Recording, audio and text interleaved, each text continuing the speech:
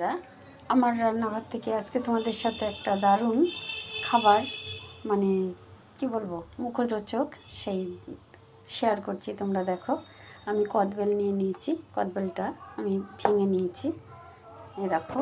এবার কদবেলটা আমি মেখে নেবো। কী করে মাখবো?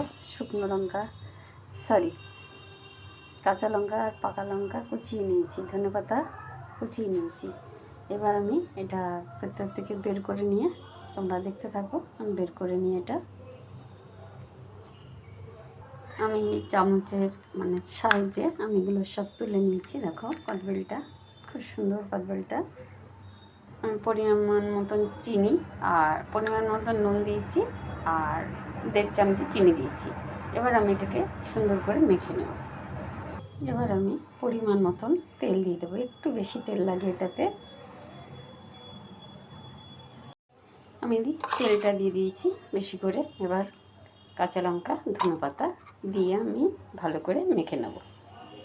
সবাই চলে আসো, কে কে কদবেল খেতে ভালোবাসো, সবাই আমার বাড়ি চলে আসো, দারুণ লাগে খেতে। আজকে রাখছি, কালকে আবার অন্য কিছু নিয়ে তোমাদের সামনে আসবো। আমার চ্যানেলটাকে সাবস্ক্রাইব করো, লাইক করো, শেয়ার করো।